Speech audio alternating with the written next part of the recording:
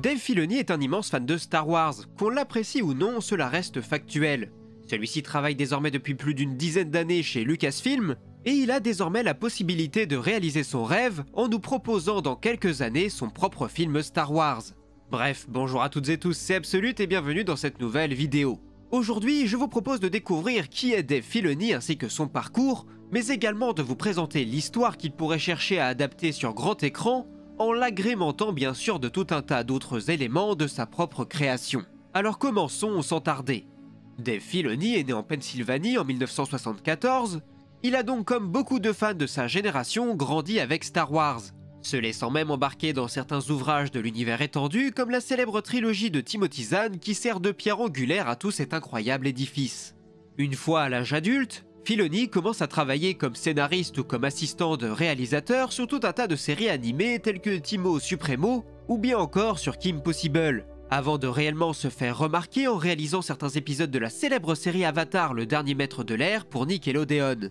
De là, il obtient un poste chez Lucasfilm Animation, devenant rapidement très proche de George Lucas qui le prend sous son aile dans le but de lui enseigner le langage propre au cinéma ou bien encore l'art du montage, mais également la manière de raconter une histoire. Ensemble, ils travaillent étroitement sur la création d'une nouvelle série animée centrée sur la guerre des clones, en créant au passage le personnage d'Ahsoka Tano, une jeune Togruta qui deviendrait rapidement la padawan d'Anakin Skywalker. Pour introduire cette série, Filoni se voit déjà confier la réalisation de son premier film. Alors certes, ce n'est pas l'œuvre la plus incroyable de l'histoire, mais je me souviens qu'enfant, je le regardais en boucle et ces scènes de bataille m'ont toujours épaté, et n'ont fait que renforcer mon imagination. Petit à petit, la série obtient son statut de culte auprès des fans, si bien que la mise à l'arrêt de celle-ci suite au rachat de Lucasfilm par Disney est vécue par beaucoup comme une trahison. Cependant, Dave Filoni reste en poste et produit une nouvelle série d'animation, Star Wars Rebels, qui elle aussi va mettre du temps à convaincre la fanbase, mais elle finira elle aussi par trouver son public. Cela fait, The Clone Wars obtient également son ultime barreau d'honneur avec une saison 7 chargée de conclure la série. Et même si les deux premiers arcs ne nous resteront certainement pas en mémoire, le dernier suffit à lui seul pour témoigner de la réussite de Dave Filoni et de ses collègues qui ont réussi à créer une nouvelle œuvre privilégiée par les fans de la communauté. Mais il n'en a pas fini avec l'animation puisqu'il lancera aussi Star Wars Resistance et enfin The Bad Batch, la suite plus ou moins avouée de The Clone Wars, qui laisse d'ailleurs de nombreuses pistes pour le film qu'il pourrait raconter, mais on va y revenir. Sans compter que le plus important désormais, c'est que l'heure est aux séries live. Disney lance sa propre plateforme de streaming avec en tête de ligne la série The Mandalorian produite par Jon Favreau, où il officie également comme réalisateur, mais également scénariste et producteur exécutif. Ce qui lui permet notamment de ramener sur le devant de la scène son personnage fétiche, Ahsoka Tano, au cours de la saison 2.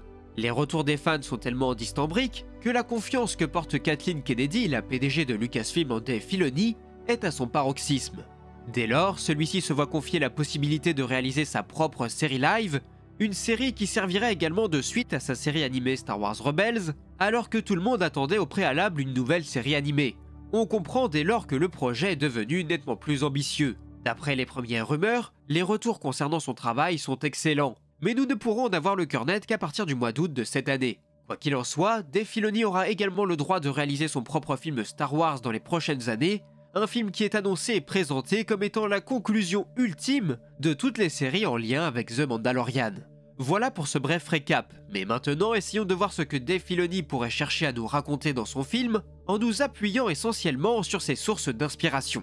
Commençons d'abord par dire qu'il ne faut pas exclure ni oublier le fait que la série aura également pour but de servir de conclusion à tout l'univers introduit et créé par Star Wars Rebels. À la fin de la saison 4, nos héros parvenaient à s'en sortir et à libérer la planète Lothal qui était sous le joug des impériaux et plus particulièrement du grand amiral Thrawn.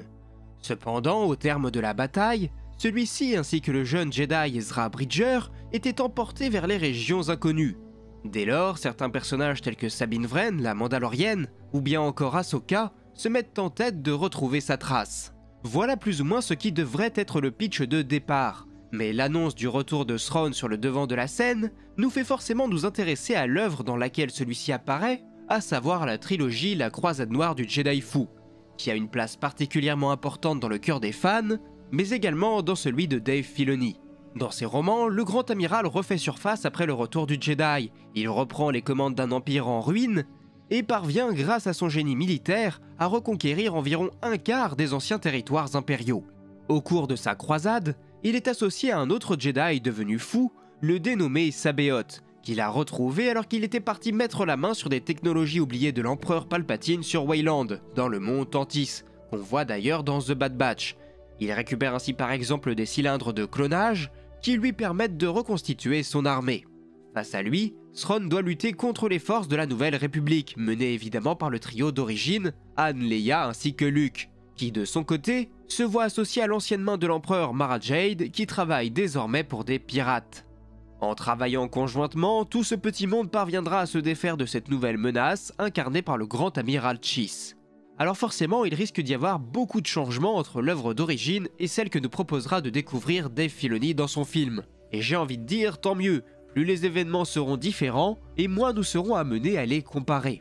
Déjà, nous pouvons nous demander à quoi pourrait ressembler le rôle du trio d'origine. Pour un événement de cette ampleur, il serait étonnant de ne pas les voir s'impliquer. Nous avons déjà pu revoir Luke Skywalker, mais il ne serait pas étonnant de revoir Han et Leia. Ce serait même logique. Reste à voir maintenant sous quelle forme cela pourrait arriver. Est-ce qu'ils interviendraient comme des guests ou comme des personnages principaux? Et par là même, est-ce que les acteurs seraient recastés ou bien est-ce que le deepfake serait utilisé? Personnellement, je serais plutôt favorable à de nouveaux acteurs.